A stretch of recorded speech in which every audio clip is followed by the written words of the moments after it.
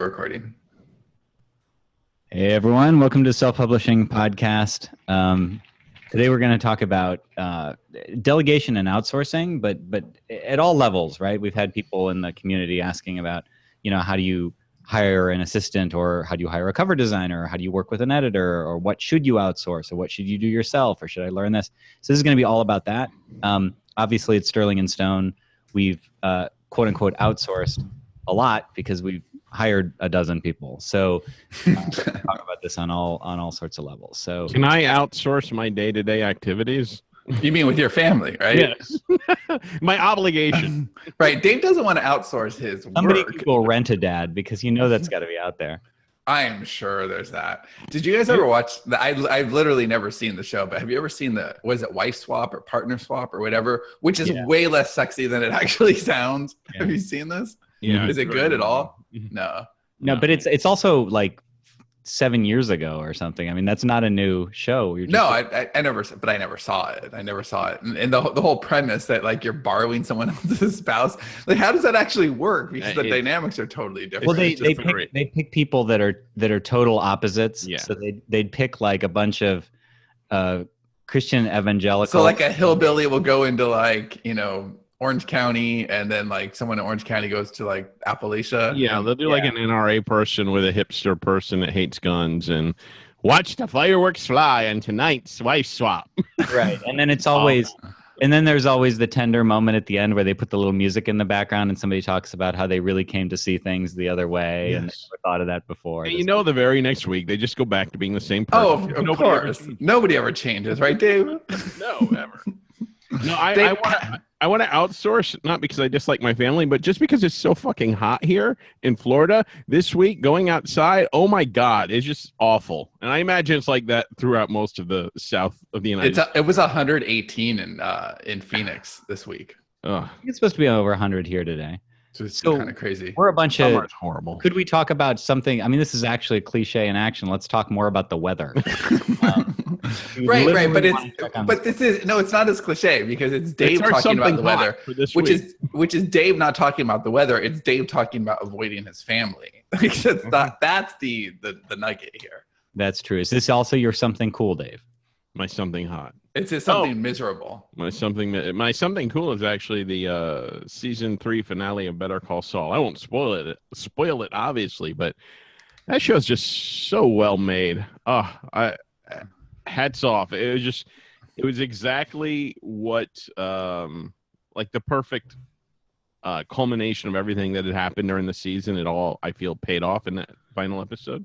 I just finished season 2. Does it intersect with Breaking Bad in 3? No. Well, there's elements. There's characters from Breaking Bad that come in, but it doesn't lead you up to that point. But is that I know? Well, no. I feel like the show in the first 2 seasons, like there's some common characters, of course, but I feel like as a show, it's kind of going toward that time in Breaking Bad where you could see the timelines. Crash.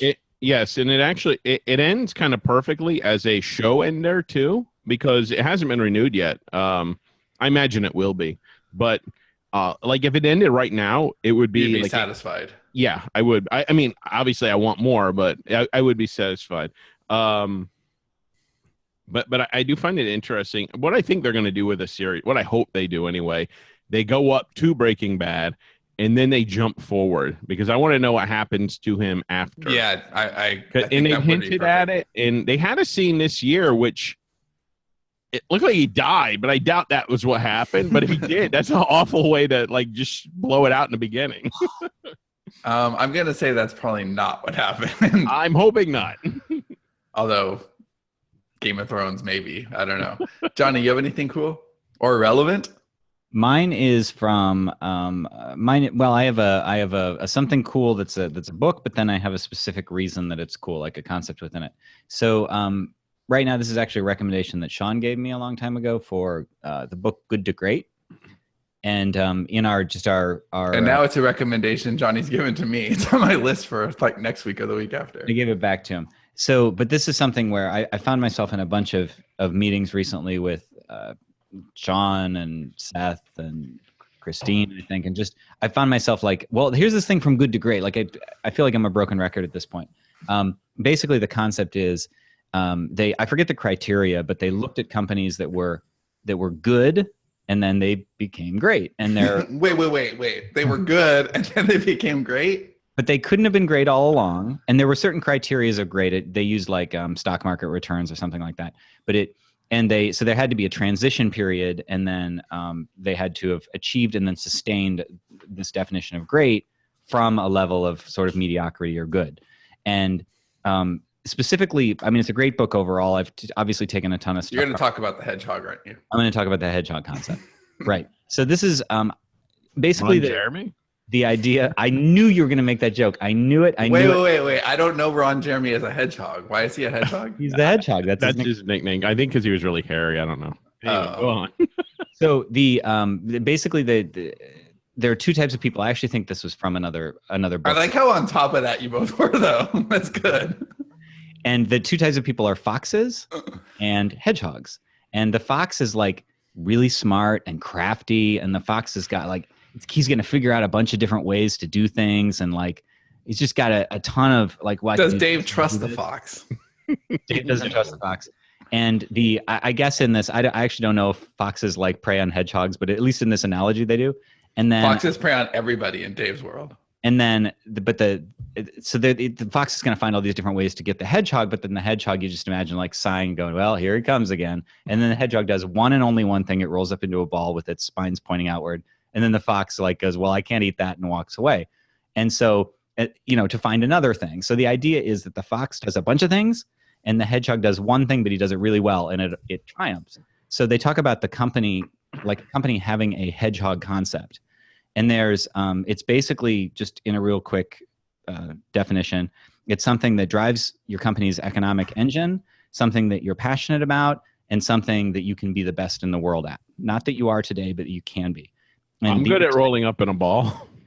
The intersection of those things is your hedgehog concept. And it's basically like one thing. And as a company, we were scattered a lot before. It was like, well, should we do this and should we do this? And the idea is, no, do less, not more. Don't look for more opportunity. Look to maximize the one thing you do and become the best in the world at it. And that is kind of a guiding. Yeah, we've gotten so much better. I mean, in the last year for sure, but in the last 6 months, crazy. In the last 3 months, amazing.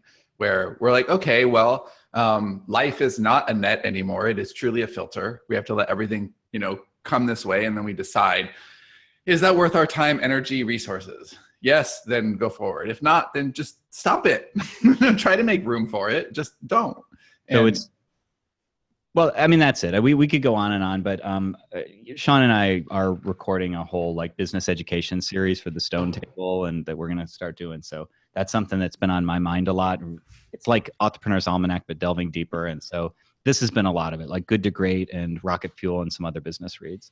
Yeah, and I love these business reads too. And it's funny how you read stuff like this and it just doesn't, I mean, it's valuable information for sure, but then you read it at a different time when you're in a different place in your life or business, and you just hear everything a little bit differently. So I think Johnny's right. It's totally time to read this again. I'm excited. And just before Sean gives his something cool, just to extrapolate, just even if you don't have like a big company or a company, just that's principle for life. Like you don't necessarily need to try and do a million things. You can try and do a few things and do them really well. Yeah, I'm gonna for my something cool, or maybe this is something relevant, I don't know. I'm gonna shit on a movie, which I don't really like to do. Oh, I know what this one is. Yeah, so I saw for date day this week, we saw All Eyes on Me, which is the Tupac biopic, and I really wanted to see this. I was looking forward to it. I think Tupac's a poet. I think he was slain early, and so it's made him more iconic than possibly his actual work deserves to be, which I know is heresy to some people. I think he would have been amazing. But I think there are people who have done more lyrically and creatively than he has. But because of his time and place, he's always going to be in the top one forever. But anyway, I was really looking forward to this movie. So with Cindy, I think the casting, the trailer looks great because the casting is just dead on. Have you seen this trailer, Dave? I know Johnny has. Mm-hmm. Did you see the trailer? The guy they got for Tupac, amazing. The guy they got for Biggie, amazing. When you say amazing actors, or amazing that they look exactly like them? Just that they've kind of adopted that, like, it's not just their physical look, which they nailed, but it's just their rhythm of speech. It's the way they walk and their movement, that they got that right on. Where this movie falls short is the script. And here's where it's relevant, because it's like we talk about, you need to read a lot if you're writing, because that's how you learn to be a better writer. You actually start reading books as a writer, then it changes the way that you are interpreting that information. And we're writing scripts right now, and I'm paying very close attention to scripts. And this is one of those movies that it got made because Tupac, right? That's it. But the story itself was just so shitty compared to what it could have been. It was just like this checklist of things that happened to Tupac, and it had the dialogue that I hate the most in movies. And it's like Tupac walks into a room, "Hey, Suge Knight, how are you?" And then Suge Knight says, "Well, Tupac, it's great that you're #1 on Billboard this week." And then Snoop walks in and he's like, "Yo, yo, yo, I'm going to say some stuff about the people in the East." And it's just the stupidest exchange of dialogue in ways that people don't talk. And especially these people did not have these conversations in this way. Hello, and John, that I've known for 5 years. Right. And it's very much a function of setting up the next scene.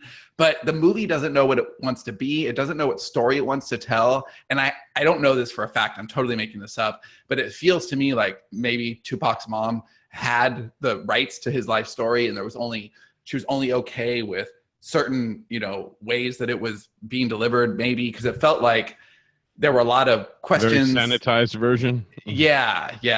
And it really rang hollow for me. And it just kind of made me sad, because it could have been so much more. And when you contrast it to a movie, and a lot of biopics have this problem, because they're not really getting through a whole character arc. It's a life story you're telling, and you have to fit a lot of things in. And I think breaking that model is how you make a better product. And Aaron Sorkin, who's one of the best script writers in the world right now, wrote the script for Steve Jobs. And that is a brilliant biopic, because instead of trying to cover his whole life, have either of you guys seen that? No. Okay. I know how they do it, though. Yeah, so they frame it by having 3 different product launches over his entire life. And that is a brilliant way to frame a biopic, because you just have him in these really high stress situations. It's right before these products are announced 3 different times in his life, really early in Apple's career, when he's having a lot of conflict, and then when he comes back. So you got Act 1, you got Act 2, you got Act 3, you got all the stuff that's happening in his life, all the turmoil, all the people that are important to him. And it's all really dialogue heavy, of course, because it's Aaron Sorkin, but it's also just kind of magical, because you're able to really get a glimpse into this person's life by showing what his life is like instead of just telling. And the Tupac movie was all telling, and it did it in a really poor way. And I love the cast that they assembled, but oh my God, I would have loved for a different script and a different director. That's it.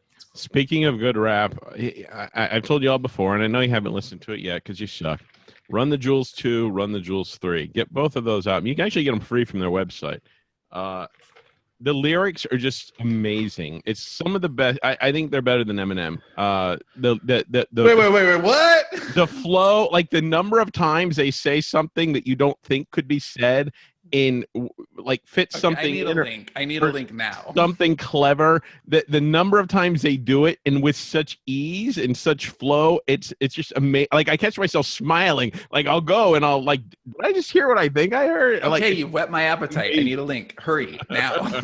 Welcome to the Self-Publishing Podcast, your one-stop shop for weather and rap debates. I'd like an update on Dave's air conditioner, if I could. That's our show over.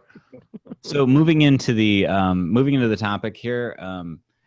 So I'm trying to figure out where the best way is to begin this, because it is a really big topic, and I think that maybe the best place is what can you outsource, and I think the simple answer to that, and we'll delve in here, is just about anything that is anything except for your course, your, like, what you can bring most, your superpower to relevant to the situation, can be outsourced. The question is whether you can afford it, whether you have the time to train the person, and the other stuff that we're going to consider. But just about anything can be outsourced. It just depends. I mean, you want to start with push button sorts of things, but you can do that at any level. Like we're technically like Christine handles our marketing. Like that's technically Sean and I saying, okay, you handle the marketing. But that's a really big topic and it requires a different level of, you wouldn't start there, but you could certainly start with a virtual assistant who can push buttons for you. Well, I think as you grow, you want to outsource as many things as you possibly can. And I mean, we did a trio of hot seats yesterday for the Stone Table, and one of them, her solution ended up being like to pretty much outsource an entire part of her business. And it was a highly creative part, a part that most authors would never think of outsourcing. And yet for her in this particular circumstance, it made absolute perfect sense. That is what you do. And I think as we move forward and we're finding more and more ways to kind of expand what we do, outsourcing makes absolute sense. The three of us, most importantly, actually, that's not even true, because at this point, Christine is looking for things to outsource, which is why we hired Jen. Because now, you know, Christine was our head of marketing. She still is our head of marketing. Our outsources are outsourcing. Well, that's very much true, because there's only so much Christine can do. And once she realizes, wait, I've kind of hit my limit here. And you guys are telling me there's 94 more things on this list. I have maybe time for 33 of them. So I'm going to need help.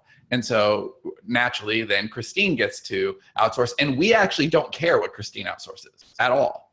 Here's the actual job that needs to get done. And we trust Christine to, as long as it's all done, it doesn't matter. Christine can outsource. As long as it's done and done well. I mean, that's the implication, though, is Christine is going to be vetting it. You know, like she's ultimately responsible. This becomes a little more organizational, but that's it. That's it as well. Is you delegate.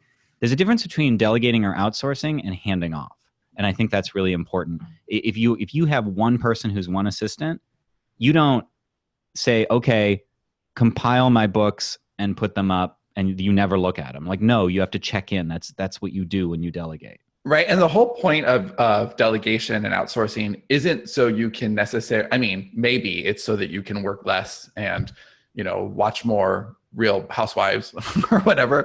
But to my mind, I'm always wanting to outsource, not so that I can work less. I don't think I've cut down hours in any significant way, really, since I started working as a teenager. But I think that more and more I'm doing things that are more fun to do for me personally, and that are more valuable for the company at large. And I think that's the key. There's stories that you hear that are, amusing, like, tech people who are, get paid a lot of money for code, and they outsource their coding jobs, to India, so that they're, getting paid a lot of American dollars. And as long as they're checking the code, but that's not really the point. So that's so they can play Fallout all day or whatever. I think Dave thinks that's the best job ever. But if you can find people to outsource the things that you don't want to do so that you're doing the things that are kind of your superpower, that's ACEs. So what are those things? Because I think for everybody, they're a little bit different. So Johnny, do we just kind of want to go through like a big list of all the things that we outsource and then talk about how even solo entrepreneurs where they should start, where they should go? Well, I think I want to make the point before we do that this is an iterative thing. I mean, what Sean said is very true. You want to get as close as you can to doing what is sort of your sweet spot, and we've done that. I mean, I've been piecemeal outsourcing this and that since I was, before I was working on my own. We've all been together for 5 or 6 years, and so we're basically at the point now where we kind of do what's our superpower, but we are then filling that time with more of the superpower stuff. The idea is not to hand off and walk away, but that it is progressive. So you shouldn't go out, like if you're doing everything today, you shouldn't say, okay, I need to be writing and writing only, so I'm going to outsource 38 hours of my time that are currently consuming the 40 that I have, and then I'm going to expand my writing from 2 hours to 40. No, that's not how you do it. You have to kind of do this stepwise. So I just want to make that point first. But I think that the best, the last thing I said was what can you outsource, but then there's sort of what should you outsource. What are you doing over there, Slappy? You're distracting me. Sorry. So you can hire somebody. I mean, okay, so here's another piece too. You can outsource things that you can hand off because they're really easy, and you can also hire people to do things that they're better at. So like we could do our covers, but our cover designer is better at doing covers than we are. You know, Sean, Dave, and I could try to do our marketing, but Christine is smarter at marketing than we are. That's the idea, is that you want to hire people who are better at those jobs, not just to get them off your plate, but because they can do them better as well. Or not even, I would add to that it's not even better, because let's say that Dave could make a commercial cover for us every bit as well as our cover designer, or you and I could come up with a funnel and the copy every bit as well as Christine. That's not really the point, because even if we can do that, those are minus hours of other stuff that only we can do. So it's not, let's say Dave's cover is equal or even slightly better, but to make that cover, he has to subtract 8 hours of writing production time. Just 8?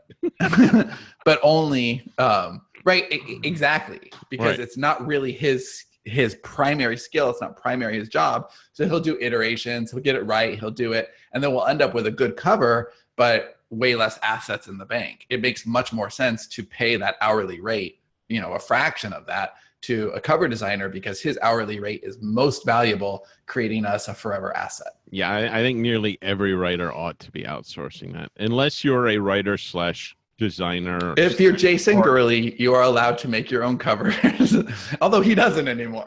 But if you're Jason Gurley, you can write his own and make your own covers. No, his publisher does it. Oh. So totally out of the cover business. But I do think that it's that accounting, you know, unless, I mean, we actually know a few accountants who are also writing, and in that case, handling their accountant, like their numbers may make the most sense, because that's a sweet spot for them. It's actually probably relaxing for them. Numbers like that are not relaxing for me. I shouldn't be near them. So you started to ask a question before I made that clarification. Sean, do you remember what that was? I didn't want to. Well, I was just asking about what things solopreneurs should focus on and what order, because to my mind, it's almost like the just-in-time learning thing that we've been talking about that I kind of love. I think just-in-time outsourcing is a smart way to handle that too. You know, like what is the very next thing that you can outsource that will get you to the next spot? That's kind of that plateau that will allow you to either make more money or have more time, so you can therefore make better decisions. Yeah, okay, that actually is parallel to where I was going to go, which is what are the most likely things that you listening to this are going to outsource? So cover design, as Dave said, pretty much everybody should be doing that. You should really not be doing that yourself. Now, the argument on some of these things is going to be, and I remember thinking this myself in you know, my earlier businesses, is, well, okay, it's cheaper just to do it myself because I don't have the capital right now. And I disagree with that most of the time. And why? Well, because I think cheaper, it's a limiting belief. It's believing that either your time is limited or your money is limited, that you're not going to be able to make more later, that you're not going to have more time later, that your work isn't good enough to scale. But if you believe that I'm actually creating a business here and I'm going to, you know, be successful and sell a lot of books and have an audience, then you need to start working towards that.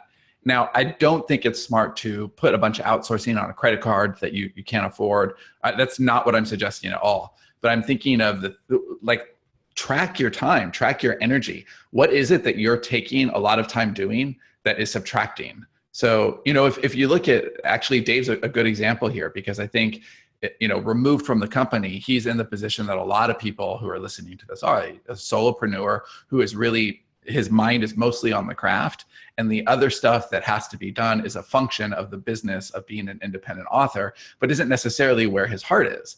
And so Dave would have to think, what is the very next thing that I can take off my plate?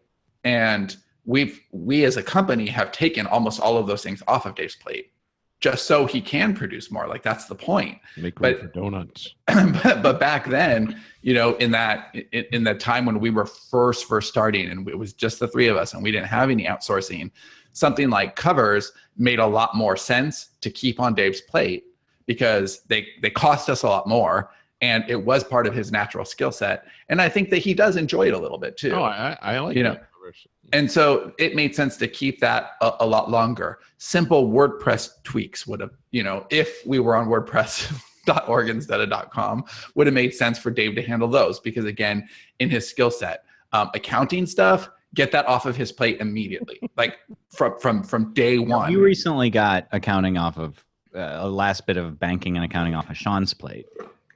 We had to spend several hours at the bank, and oh my God, it was more than 2 hours. It was so miserable. Necessary because we needed. Sean was the only one who could do any of the banking, which is stupid. Like the CFO should be doing the banking, and so we finally. So now that is off of Sean's plate.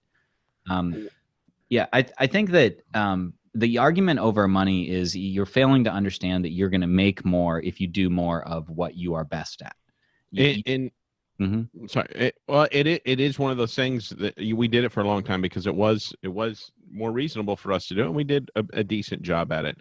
But I think you also have to consider, like, if the difference isn't that much, why not spend a little bit more and get it done right rather than, because you're going to have to do it right eventually anyway. Eventually we went and redid every cover that we had we don't have any original covers, and that's for a reason. It's because we want to sell books. So it really cost us twice to do all those covers. And I don't think we were in a position, and we didn't know a good designer at the time where we could have done exactly the way we probably would have done it twice anyway. We would have done it twice anyway. Yeah. But it did make sense. But I think, okay, let's talk product description. Well, know where you are. I just want to make a final point on this cover thing. I don't want to beat it to death, but you can go get like a $1,200 Demanza cover or something, or you can get something for a few $100 that's pretty good. But if you are trying to launch a book, like if you're thinking of yourself as a smarter artist and you're trying to launch a book, like thinking as an entrepreneur, and you don't understand that the cover is the #1 conversion element for your book, there's a problem. Like you don't scrimp on the #1 conversion element to that degree where you just do it yourself and figure it's good enough. Yeah, and actually that's exactly where I was going, was the next biggest important conversion element, which is your product description. And I think that's a really important thing to outsource sooner than most authors are probably willing to outsource it or think that they need to. Because I think most authors are thinking, let's say it's $50, right? You can get a product description written for $50 and someone's thinking, well, I don't know, I'm a writer and I wrote the book, so clearly I can do that myself. But I think a lot of people spend hours trying to think of what their product description should be because it's hard to do. And they end up with a subpar product description because it's reading like a book report and kind of covering major points in the story instead of reading like a piece of copy and product description. So not only do they have a subpar thing that is costing them money because it's not selling the books as well as a piece of copy would, that's short and to the point and conversion driven. They also wasted a lot of time doing it where they could have, been outlining their next book or, doing something to promote this book. But I think that it's that just in time. If you can think, what do I need to get this project either off the ground and running or accelerate on my next project? That's the kinds of things you're looking to outsource. What makes you go faster? Kate Morgan asks, here's a question. If you're bootstrapping through necessity, what would you keep in-house and what would you outsource? It depends on who you are, because it depends on your skill set. I think for me and Johnny, it would probably make sense to hang on to things like product descriptions and marketing copy a little bit longer because we do understand that. It's miserable for us. We don't enjoy it at all. Like we like writing the stories. The product descriptions have always irritated us. But that still does make more sense for us than covers. For Dave, it would be the complete opposite. Dave should do covers before he does product descriptions. So I think it's really important when you're thinking about outsourcing. Let's say, okay, let's actually have like a case study here, not a real case study, but an imaginary case study, because I think that might help. So let's say publisher Pete he's just finished his first run of books. All right, now he's following up. So maybe he's in year 2. Year 1 was good. He got some product out to market. He's not making a lot of money. He did okay, and he expects he's going to do a lot better. But he knows he needs to up his production a little bit more. He knows he needs to up his marketing game and his list building a little bit more. And his time's scattered. Like, what does he focus on? So going to that second batch, I think he should do two things. Set a budget.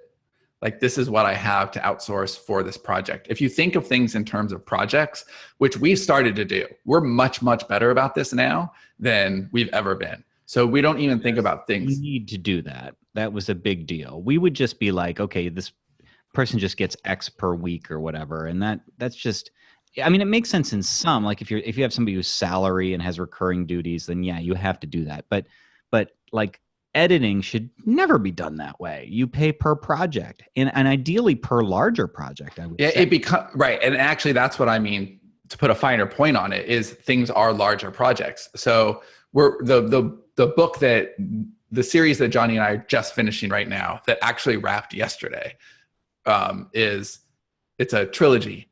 And it would have been very easy for us in the past to think of that as one book, get that one book done. Second book, get that book done, and edit them independently, pick them up, drop them, pick them up, put them down. And now it's that trilogy is a project. And thinking of it in terms of as a big project helps us to be more streamlined about it on the production end and the post-production end, because now we're handing it to the editor as a 3-book project. We're handing it let the editor do a better job because she's going to remember continuity stuff better. The whole thing, right? Same thing with Adam. Adam's going to go through the whole thing all at once, make sure that there's no continuity breaks, no issues. You pull out all the stuff for product descriptions, all of that, because it's one project. And so if you think, okay, this is the new book that I have coming out. This is the new series. Let's say it's a trilogy. Let's say publisher Pete now has a trilogy and he sets a budget for outsourcing. Okay, I'm going to spend $500 on this project for various outsourcing needs, not including a cover. What do I need? What will help me get this project off the ground? And then audit yourself. How are you spending your time? What is the thing that you do that's so fast that doesn't even feel like you're working? You're just flying. Is that making up the story? Is that writing the story? Get help. Maybe the very best thing that you could do to outsourcing, maybe you've got all of this. Maybe Pete has this all nailed. And the thing that's hardest for him is to actually make up the story. So maybe what he needs to do is get a story coach and talk, to somebody for a few hours in the very beginning to help him really think through his ideas, because once they're clear on the page, he can fly through the actual copy. It's getting the outline that's the problem for him. Maybe all of his help is in that final few yards. Like, he needs to have a bunch of different people reading it, and he needs to make sure that he's protecting his time for a second edit, because that's where he really gets lost. I think you have to know who you are and what your deficits are and what your strengths are, and then design something specifically for yourself. And what Sean said about thinking in terms of projects, I would extend that to the budgeting as well. So you just tossed out $500 as a budget for the project. I mean, if that will cover what you need to outsource, if you sell a book at $2.99, then royalty is going to be around $2 a book, which is $250 books to make back that $500. Keep those sorts of figures in mind. Like, are you pretty confident that you can sell 250 books? Well, then you can safely spend 500 if you don't need that money otherwise to live, or you don't have other overhead that needs to be handled by that money. Think in those terms, because I know that when I was looking at having my first professional covers done before I joined these guys, it was like, a few $100. It was a cheaper end of a cover now. And it was just like, oh man, can I afford to spend that? And it was like, in retrospect, well, yeah, I mean, a decently launched book, once you've got a few books out and you've got some sort of track record, is not going to have that hard of a time making it back at launch. So just keep those things in mind. Now, what about, these are the obvious things like editing, covers. These are the things that we think of going to contractors to. But what about like an assistant? I think that's the first stop for something that isn't a truly vendor relationship like that. It would be maybe a general VA or something like that, which is a harder hire, because it usually feels like, well, now it's indulgent. Now it's them just, doing little things for me that I could do myself, like writing blog posts or posting blog posts. Well, I actually don't think it's indulgent at all, except if you don't have a plan for them. And we've been really guilty of that many times. So we bring people on board and then we don't do the job on our end to organize them, to give them, this is what we need and this is when we need it. Instead, we let people figure things out for themselves. Or I know that something I'm really bad at is assuming that people can read my mind, and they just, it's very clear to me, so it must be clear to them. You can't do that. If you're bringing people in and you're paying for their time, then it's your job. Of course, it's their job to be good employees or good contractors and, dot their I's and cross their T's, but it's your job to give them targets. And, that helps with the accountability. So if you're going to hire an assistant, that's great. I think you could hire somebody for 5 hours a week that gives you back 10. Because if you're making the right hires, if you're hiring for the right positions, then that's a really great way to give yourself more time, because you're only hiring for the things that you're not that efficient at. So if you're hiring for something that takes you 10 hours, ostensibly you should be able to hire somebody to do that in 5, because it's not your sweet spot. It's not your best skill set. And you need to find out what these things are. And there is a little bit of cost to figuring it out, because when you hire an assistant right away, things don't just automatically magically fall into place. That's rare. You do have to spend a little bit of money on hours, onboarding and acclimating and, testing and all of that. Good places to go for this, Hire My Mom. I know I've never personally used them. I don't mean specifically hire my mom. That would be a terrible idea. Hire her. No, I know you would. But no, hiring my mom would be a bad idea for everybody. Unless you want flowers, she'll do a great job for that, although she will be late. But there's a company called Hire My Mom that I've heard great things about. I know Johnny actually has used them. .com. Yeah, I hired 2 assistants for them. Yeah. So, and there's, a wide range of kind of skills that you can do, anything from simple WordPress stuff to product descriptions. I mean, that is a place to find that. But I think you have to ask yourself the questions, what do I need help with most? And the worst thing you can do is to hire. And I've seen this not just with authors, I've seen this literally in every industry that I've ever been exposed to. People want to hire an assistant to just be the magical assistant that does everything. So if you think that you, as an author, can hire somebody who is going to know how to do your book covers and your blog posts and your Amazon ads, and your Facebook ads and interaction, no, stop it. That person does not exist. And by hiring that person, you're shortchanging yourself, because you're telling yourself a story. And it may be that can happen, but it's a little bit like, the magical bestseller. It's lightning strike. It's not really something you can plan around. One of the things that keeps coming up in all these business books that I've been reading a lot, it's in Good to Great, it's in Traction, it's in Rocket Fuel, is the concept of getting the right people on the bus, the wrong people off the bus, and the right people in the right seats. Now, obviously, if you're hiring, you aren't looking to get people off the bus, but what that means is right people in right seat. There are 2 components to that. So you need people who fit sort of your ethos, and they're the right kinds of people, and they're self-motivated. Like there was something I read in Good to Great that— Do they have to hate everyone if they're outsourcing for Dave? Have to hate everyone. That I thought was really interesting, which was that the right people don't need management. Now, this was actually at a higher level, so it wasn't like somebody off of Elance. I mean, you're going to have to manage people to some degree, but the concept is basically— Well, there's a difference between a contractor and an employee too. You're talking sort of a hierarchy of skill sets and experience and all that stuff.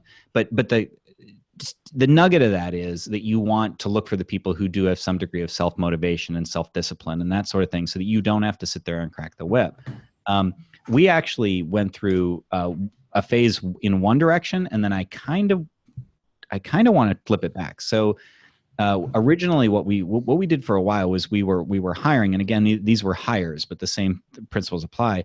We would hire for a person. We would be like, well, we like that person, and then we would find something to do with them. And then we said, well, that doesn't make any sense. We really should be hiring for a position, which seems like, well, duh, but we weren't doing it. And I'm actually swinging the pendulum back a little bit the other way, which says— I think it's a balance. You really need the balance. You need the right person, but you need to know what you're hiring for.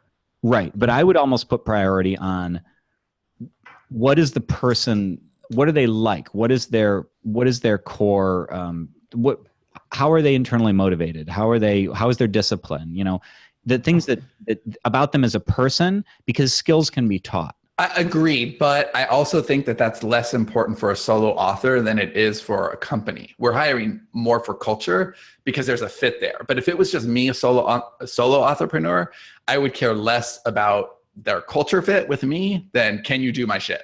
You're right. Well, it's a spectrum, but if you start to work with somebody and you're just having casual conversations with them before you have them do anything for you, and you have a lot of trouble getting them to get back to you, or you give them one thing and it's late, and you give them something else and it's late again, like those are bad signs. Those are signs that don't necessarily have to do with the quality of the work, but that have to do with, say, the work ethic, or if they're just snippy in their responses, and like those are things that can really come back and bite you. So it is a balance. Yeah, and one big takeaway here too is it's the whole, if something has to be done eventually, do it immediately. And if you're working with someone and they fuck up like the first 6 times, the first 6 things, stop trying to fix them. You're paying them. And if you work with a contractor and they're costing you money and time, and you're like, okay, I gotta fix this, then move on. Do what you need to do. Otherwise you're costing yourself money. So one of the another thing to keep in mind is that they will cost you time at the beginning because you will need to get them up to speed. This is something that we talked about. There's always kind of a dip where you hire somebody to save you time and it ends up costing you more time. And then there's this frustration to say, well, I'll just do it myself, right? Like that's always always a bad idea. Right. Because it's taking me longer to explain it to my new virtual assistant. That's why I tend to just do everything myself. Right. Right. But what's the compound result of that after 6 years, right? Once you teach something once, and then there will be a little bit of checkup, and if you've hired the right person who's competent, then they should get a little bit better at it each time. And then once you've done that, then you don't have to worry about it again. Then it's like, what are you doing over there? You wrapping Christmas presents? I think he's mixing drinks. I don't know. He's been distracting the whole episode. He's cutting things. He's pulling wrappers off. What an asshole. But you need to understand that once you do that, then you have the beginning. So you have a little baby system basically that you're beginning to run through. So rather than writing a product description being this thing that takes you 3 hours and you have to sit down and figure it out, it becomes something that you just assign away, and then you check when it comes back and it takes you 10 minutes or something. And speaking of systems, one of the things, I actually don't know where this project ended up. I know we had a push and I don't know if we finished it, but we are making an increasing effort. And we did make a big push to document all procedures. So you don't want anyone in your company being a linchpin. The only person who understands how to do something is them. It's the hit by the bus phenomenon, right? So if your virtual assistant has, they're the ones that they have their hands on all the dashboards, and you've let your mind atrophy on this, that you don't even know what it is, and then they leave, or they get hit by a bus, and you don't know how to do it. Like, you need to have them documenting those things, and then conversely, when you're teaching somebody, you should be documenting for them. Open up a ScreenFlow and show them how to do it. Have something in Google Docs. That was a push that we did in the company. Yeah, that's absolutely great advice. And I think that it's a red flag if somebody doesn't want to document their process for you, that, or be accountable or track hours in any way. I think that's a red flag, and you need to be aware of it. Now, on the other side of that, don't micromanage your people. As long as they're getting their shit done and it's done to your satisfaction, then don't be a jerk and say, how long did that take you, or whatever. Like, there's, what's the company? Oh, you should know how long it took them. You should. Yeah, well, no, it's what's the company? It's not Odesk. Maybe it is Odesk. There's one of the companies where when you hire a contractor, you can actually have like your computer on so you can see them working, and they actually have to punch in and out. I think that's too much micromanaging. I think it basically says, I don't really trust you. And I think that's bad rapport. Now, if you have a reason not to trust somebody and you're like, okay, look, I need you to be more clear on this because I'm not understanding, stuff isn't getting done, that's a different thing. But to enter into a relationship where you're like, okay, my webcam or your webcam is going to be recording you to make sure that your computer working, I think that's kind of bullshit. Dave's snickering because he's imagining the webcam on and they're masturbating. Is that not what you're thinking? You know that's what he's thinking. That's part of my workflow. Right. Judge. But yeah, so but actually on the flip side of that, set expectations. So if you want somebody to research logo designs, I'm just making that up. I don't know. That's probably not a good thing, but don't just be like, well, find me a good logo or find me a good chapter image or something. You need to say, well, spend an hour on this or something like that. I know that. That's actually really, really good advice. Yeah. Internally, like I've said things, hey, check into this if you could, like this ad system. I don't know if I said this to Tammy or if it was something else I was talking about somebody too. And, it's like, well, just poke around, and if it looks like it's going to take more than an hour or so, then just forget it. Just do this much poking in. Don't delve and then spend a full day and then we've wasted it. Like that's just ridiculous. I think a really good takeaway is to think of outsourcing as a skill or a muscle like anything else. You're not going to be good at it right away. You're going to waste a little bit of money. You're going to be figuring out what things are right to outsource. But it's okay. It's really worth the practice, because the better you get at it, the more capable you are of recognizing two things. First of all, it's okay to outsource. And like once you're really like in it, you spot those opportunities faster. And it's not like in the early days when you fight with yourself. Oh, should I really do that? Can I afford that? At some point you realize, you know what? I go faster every time I make this decision. So why wouldn't I make this decision? And then you're thinking things differently. So for example, this week I was filling out stuff for our cover designer, and there are these questionnaires for each cover, and they're really tedious. And you have to like go look for samples for other, best-selling covers in your genre and all of that. And it could take a few hours. And that's just not a smart way for me to spend a few hours. But I do it every month. And really what I should do is, and I thought about this week, is if we weren't so behind with Adam, that probably would have been a good thing. Hey, Adam, can you go look at the top 100, bestsellers in this category of covers? Go look at, a couple of these sources for these links, covers, find me, 30 that kind of fit this criteria. And then I can pare those down to the 5 that I want to show our designer. That kind of thing, because it's the hunting everywhere that takes so much of your time.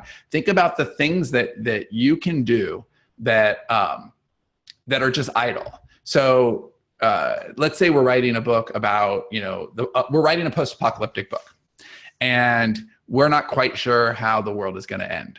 And so we kind of just want idea generation. We know that the world is going to end, and we just want a really cool idea. And we're at a position in our business where it makes sense to just kind of filter ideas. So we have our research assistant go out and find, 20 really good in-depth articles about ways that the world could legitimately end. And we don't have to go through and find those articles. I could just send you my private bookmark. I know you could. But instead of, or actually that would be the fastest thing, a researcher would just contact Dave. Yes. And say, hey, Dave, can you send me the link to your, your wish list? Just 25. And then, but that's so much more efficient for us to look at a list of 20 possible ways that the world could blow up or, expire than hunting around for 2 days to find those 20 articles. Right. And so just remember that this is a relationship, and that if you find somebody who you like working with, if they do a good job for you, I mean, first of all, there should, like, I think that dating and marriage is a good metaphor here. Like you don't ask somebody to marry you the first time you meet them. I mean, you may. No. You do. Isn't that what you did, Dave? Isn't that how you won? Yeah. Just walked around in public until somebody said But the idea is that you should give somebody basically a trial task. I mean, the rules are a little different with hiring an employee, but they go through their own gauntlet, right? Like when we hired Jen, we already knew Jen. Like it was actually very easy. We've done that. Most of our people have come from the community. But you want to get to know them over time and then build trust and rapport so that they know how you work, you know how they work. They get a feel for how much time you like things to them to spend on things and how you like things done. Robin worked for somebody who was really, really meticulous, and he was picky. And Robin doesn't like when feels criticized if she feels like she's done it right. And she had to understand that about him, so that it was like, oh, well, that's just kind of how he is, and it's not a reflection on me. It's just he's very meticulous, and so okay, that made it easier because he got to know people, and because you do want to build trust. So something we hinted at a few times in terms of micromanagement versus trust. Sterling and Stone has, depending on how you count the people, I would say that we have like if you're a strict definition of employees would outsource, I would say our outsource circle maybe 15 to 20 people that we're working with, right? Something like that. Yeah. And we're job creators, motherfucker. It's true. It's really true. And the people who are where's my tax break? People who are you don't get one, dude. It doesn't work that way. Being in the same place are me and Sean, who, we don't share any offices. We're all virtual. And so we have to trust that that Jen is doing her job, and that, our covers are being designed. Like we don't, the idea of the webcam being on, like we're not going to do that. We just kind of have to trust that people. I wouldn't want to work with, in that environment. It's just, it doesn't feel right to me. Every time you get up from the desk, a loud buzzer goes off. Yeah.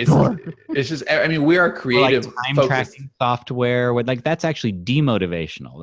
A book called Drive had a lot of that. Right. And I think it sends the wrong message that you care about the time instead of the work. I just care about the work. Look, if you can get 3 hours worth of work done in an hour, that's awesome. Because you know what? You know who used to get 3 hours worth of work done in an hour? Me. When I was freelancing, I didn't want to be like penalized for being fast. Going fast. Right. No, like it's ridiculous. You want to reward autonomy, and because here's the thing. If you're hiring the right people for the right thing, and this is what Johnny's talking about, the right people in the right seat, because if the right people are in the right seat, it's not work to them. I mean, it is, but they're also doing the thing that they want to do most. Like Johnny, when he writes rough drafts, even if they're difficult, yeah, it's work, but it's not work with a capital W, because that is how he would like to spend his time for the workday. So that makes sense that we want to give as much of the hours to do that thing as possible, because it's really profitable for the company and it's fun for Johnny. So how much can we maximize that? It's the same for the thing you hire. If you're hiring a good accountant, then that accountant kind of gets off on numbers. Like that's the point. They're in their sweet spot. You're hiring for a sweet spot. And so they should be fast at what they're doing. And if you're hiring somebody for a job that takes you 5 or 6 hours and they can do it in 90 minutes, that's probably just a function of them being so much better at that, and a sign that you hired the right person, not that they're cheating you out of money by going so fast. But another key element of developing that relationship and trust is you should get to a point. I mean, it depends. If you really truly have a button pusher, this probably isn't going to occur. But anybody who's a higher level, you kind of should get to a point where, if they say, "What would you like me to do in this scenario?" There should be a lot of situations where you go, "Well, whatever you think is best." Right. We've had these conversations.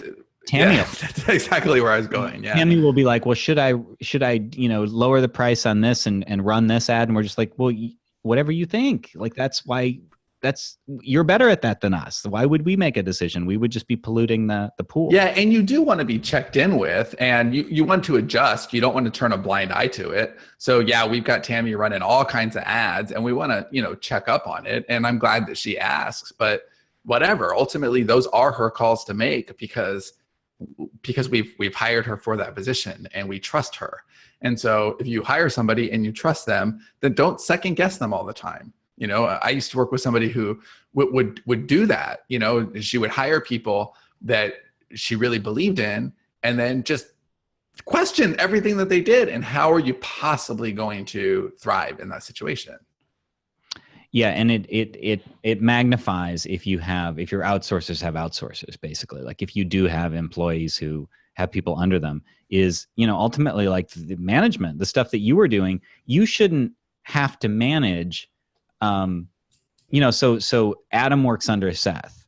Well, that's not a great example because it's not like we manage Seth, but we do manage Christine. She's our marketing director, and Jen works under Christine. So does Tammy, and so it's like, Christine manages Tammy and Jen. Like we shouldn't be directly managing them. I don't want to go too far down that path because most people aren't going to have that. But the idea is hire people that you trust, or outsource to people that you trust, work with people that you trust and have a good relationship with, and then try to build, you know, some level of like, you shouldn't have to micromanage them because you believe that they're gonna take care of the job. They're gonna get the job done. Not, and this is another thing too, just to, on the same sort of thing, is if you say run ads for me on my book X, you know, you have a book X and you say run ads on it.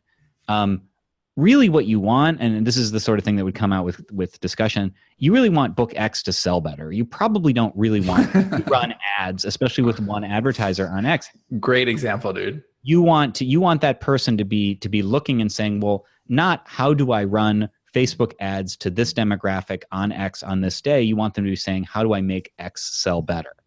And so the right kind of people will begin to think outside of the box and say, well, you know what? They'll be proactive. What if you did this? What if you did some sort of blog takeover or whatever, Facebook page takeover? And then you go, oh, I didn't even think of that. That's great. That's what you're shooting for. Yeah, that's really great stuff. I know we have to close. So one thing, it's two things. The management thing is really important, and put a lot of care into how you handle that. So I'm not saying you have to be best friends with everyone you outsource with, but you do want to be aware of what you communicate when you communicate with them. What are you actually saying? And there's a mode of management that I just really deplore that I refer to as seagull management.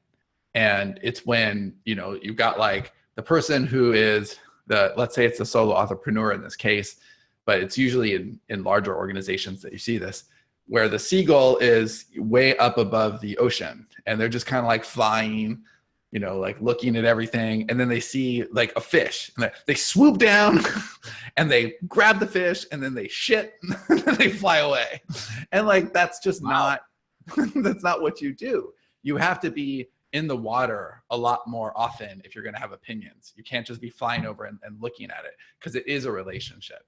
And you can't just swoop down and attack and then swoop back up into the sky. That's not going to work. You're not going to get far. So I think the biggest takeaway here is to know what you want to outsource for, know that you're starting a relationship, and start small. Don't try to outsource everything, because then you're going to start really floundering. Yeah, start with like 5 hours a week or something. Yeah. And be specific. This is the thing I'm going to outsource because of this reason. And this is the outcome that I want from this particular bit of outsourcing. And when that works for you, then find the next thing that you can do. Don't try to do it all at once, because you'll do it really poorly. But if you do it a little piece at a time, then it is a way to very gradually scale your author business or any business. So you said you had 2 points. Was that both of them? Yeah, it was just the seagull management. I have a question. Yeah. How do you know, like you're outsourcing, you're just starting out, you're outsourcing, and there should be a return on investment. And let's say there's not. Let's say that for some reason it's not working. How do you know if the problem is you or the person you're outsourcing to? Well, that's a very good question. That's a great question. I think it starts with your criteria.